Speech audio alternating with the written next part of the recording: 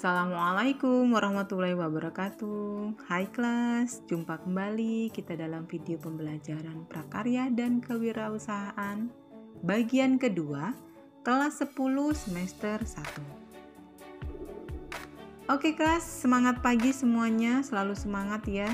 Kita jumpa kembali melanjutkan video pembelajaran sebelumnya pada bab pertama, yaitu wirausaha kerajinan dengan inspirasi budaya non-benda.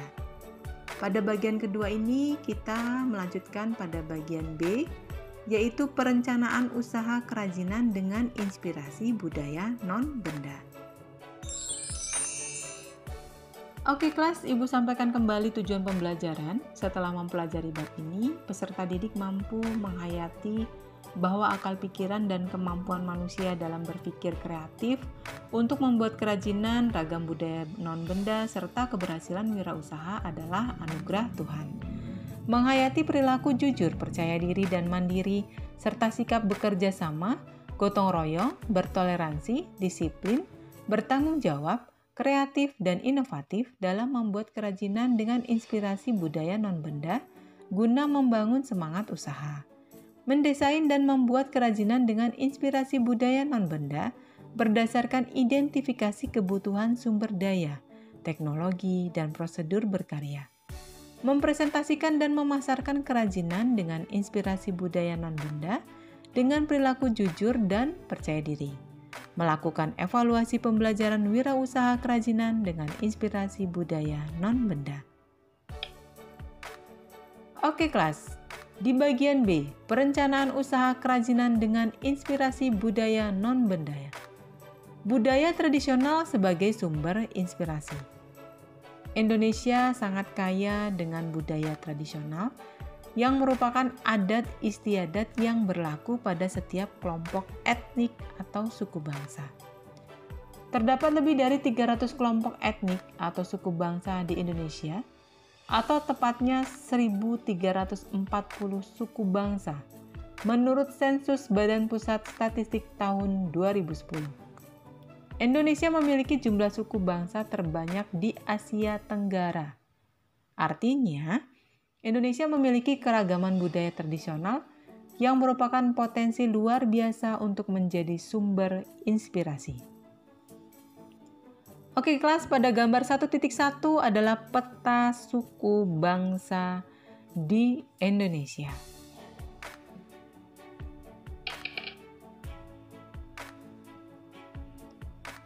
Oke kelas, budaya tradisi dapat dikelompokkan menjadi budaya non-benda dan artefak atau objek budaya. Budaya non-benda diantaranya pantun, cerita rakyat, tarian, dan upacara adat. Sedangkan artefak atau objek budaya diantaranya pakaian daerah, wadah tradisional, senjata, dan rumah adat. Pada kehidupan sehari-hari, produk budaya tradisional non-benda maupun artefak tidak dipisah-pisahkan, melainkan menjadi satu kesatuan dan saling melengkapi. Sebuah tarian tradisional bisa saja membawakan cerita tradisional dengan menggunakan pakaian tradisional dan ditarikan pada sebuah upacara yang merupakan ritual tradisional.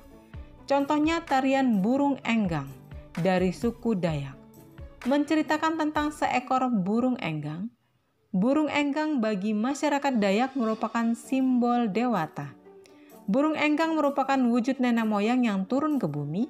Penari burung enggang menggunakan pakaian tradisional Dayak dan diiringi musik tradisional yang dimainkan dengan alat musik tradisional. Tarian, simbol, pakaian, musik, dan alat musik tersebut dapat menjadi sumber inspirasi dari pembuatan kerajinan. Tarian, simbol, dan musik merupakan produk budaya non-benda. Sedangkan pakaian, perlengkapan tari, dan alat musik merupakan artefak atau objek budaya.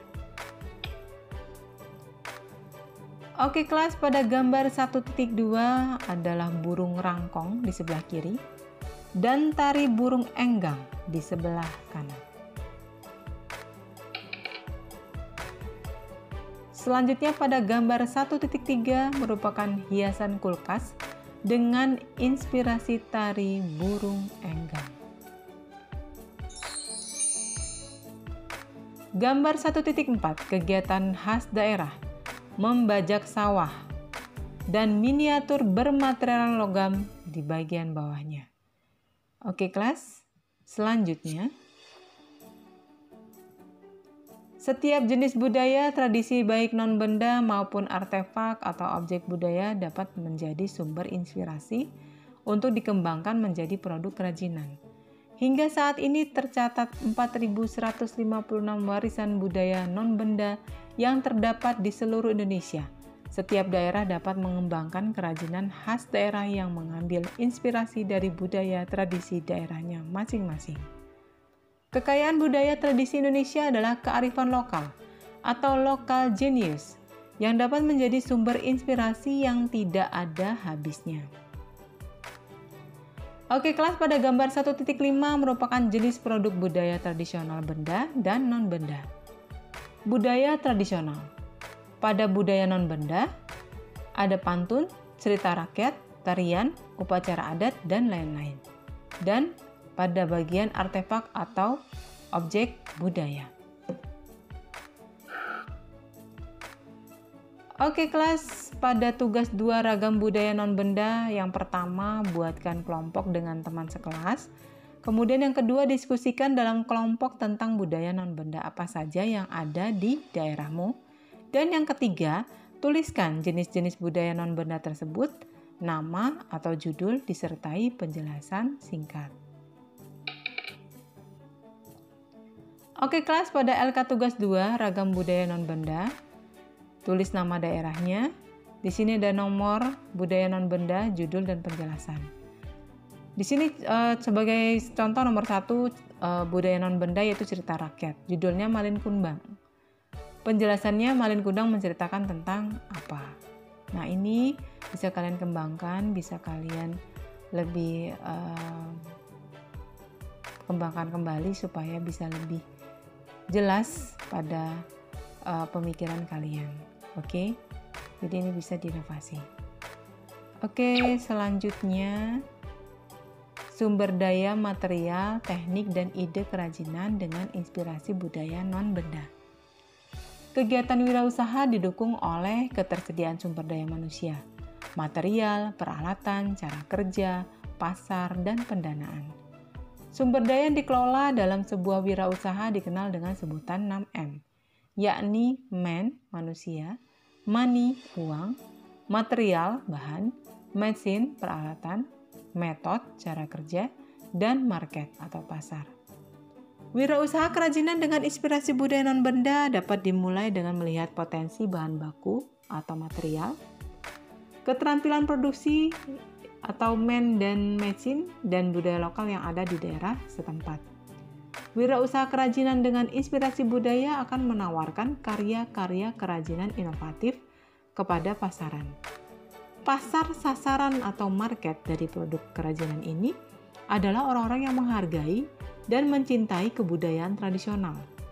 Kemampuan mengatur keuangan atau money dalam kegiatan usaha akan menjamin keberlangsungan dan pengembangan usaha.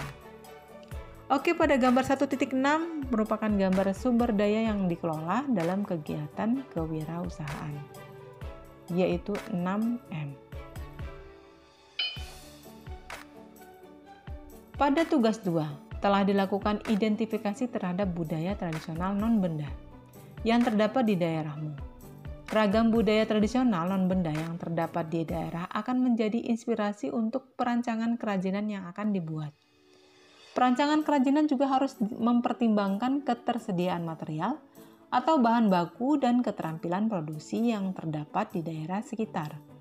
Untuk itu, dapat dilakukan pencarian informasi tentang ragam jenis material khas daerah yang dapat digunakan untuk kerajinan serta perajin yang membuat kerajinan di daerah setempat.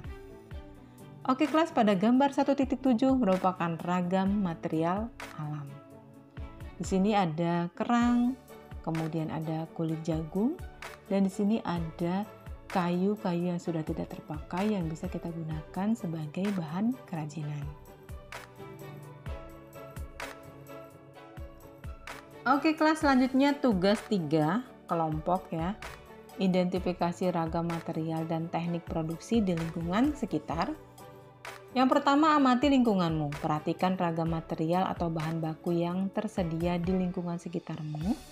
Kemudian carilah informasi dari buku, internet, maupun dari perajin yang ada di daerahmu tentang ragam material dan teknik produksi yang dapat digunakan untuk setiap material tersebut. Kemudian diskusikan dalam kelompok tentang ragam material dan teknik produksi yang dapat digunakan untuk pembuatan kerajinan dengan inspirasi budaya. Tuliskan sebanyak-banyak tentang ragam bahan baku atau material dan teknik produksi yang ada di lingkungan sekitarmu. Kemudian presentasikan dalam bentuk tabel LK3 atau bentuk presentasi lain yang lebih menarik dan kreatif.